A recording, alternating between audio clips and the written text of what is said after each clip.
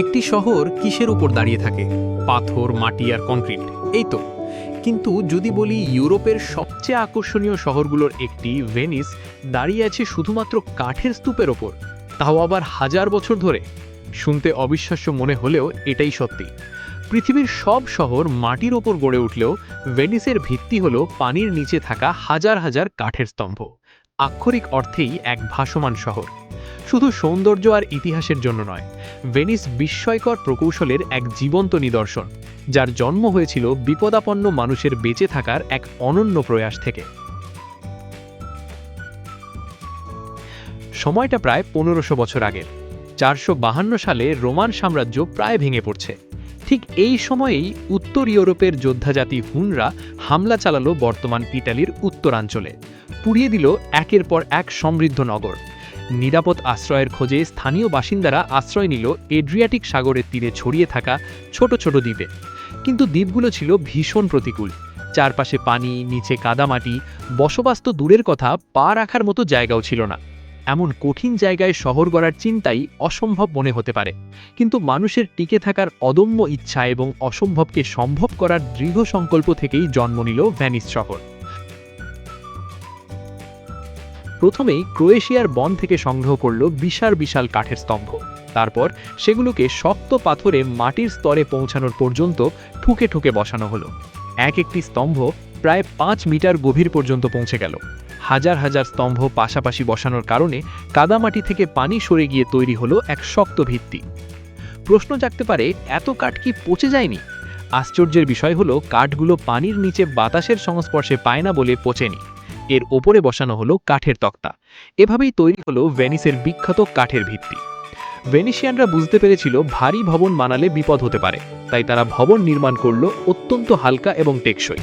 সিমেন্টের পরিবর্তে ব্যবহার করলো বিশেষ ধরনের লাইম মর্টার, যা মাটি একটু সরে গেলেও ফাটে না বা ভেঙে পড়ে না। তারা 3 তলার বেশি ভবন বানায়নি। দ্রুত এই পদ্ধতি সফল হলো। আশেপাশের দ্বীপেও ছড়িয়ে পড়ল বসতি। শুরুতে ভেনিসের ছিল না কোনো রাস্তা, না কোনো সেতু। শত শত বছর ধরে শহর জুড়ে ছিল নৌকা। কিন্তু জনসংখ্যা যখন বাড়তে শুরু করলো, ব্যবসা বাণিজ্যের প্রাণকেন্দ্র রিয়ালতো দ্বীপে পৌঁছতে তখন প্রয়োজন হলো একটি সেতুর।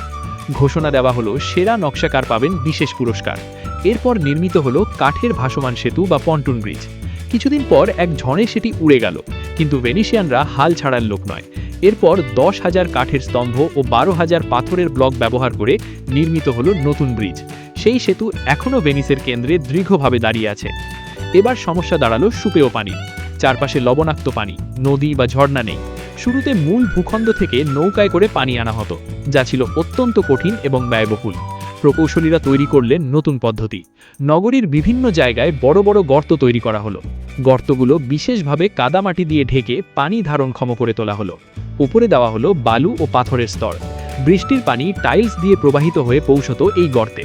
ধীরে ধীরে বালু ও পাথর ছেঁকে পরিষ্কার হতো এবং কূপের মাধ্যমে শহরের মানুষ পান করত সেই বিশুদ্ধ পানি। শহর জুড়ে তৈরি হলো প্রায় 600টি কূপ, যা ছিল সে সময়ের এক অভাবনীয় প্রযুক্তি। তবে তখনও রয়ে গেল সবচেয়ে জটিল একটি সমস্যা, বর্জ্য ব্যবস্থাপনা। প্রাথমিকভাবে বর্জ্য জানালা দিয়ে সরাসরি খালে ফেলা হতো। এতে শহর হয়ে উঠছিল অস্বাস্থ্যকর। কিন্তু ষোড়শ শতকে ভেনিসের প্রকৌশলীরা আবারও দেখালেন তাদের দূরদর্শিতা।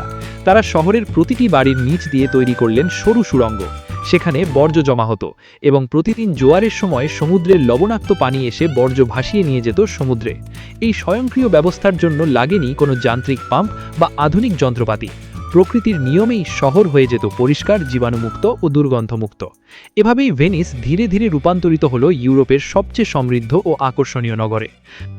আজ এত বছর পরেও ভেনিসের সেই প্রাচীন কাঠের ভিত্তি অবিশ্বাস্যভাবে টিকে আছে। শহরের প্রতিটি ভবন, ব্রিজ, খাল যেন হাজার বছর আগের মানুষের বুদ্ধিমত্তা, দক্ষতা আর টিকে থাকার তীব্র আকাঙ্ক্ষার সাক্ষী। আজকের আধুনিক প্রযুক্তি এবং উন্নত বিজ্ঞান নিয়ে হয়তো আমরা অনেক কিছুই পারি, কিন্তু ভেনিস আমাদের মনে করিয়ে দেয় সেই প্রাচীন সত্য: মানুষের চেয়ে বড় কোনো প্রযুক্তি নেই, আর সংকটের চেয়ে বড় কোনো শিক্ষক নেই। বন্ধুরা, কেমন লেগেছে আজকের ভিডিওটি? এমন আরও বিস্ময়কর ভিডিও পেতে আমাদের চ্যানেলটি সাবস্ক্রাইব করতে ভুলবেন না। ধন্যবাদ।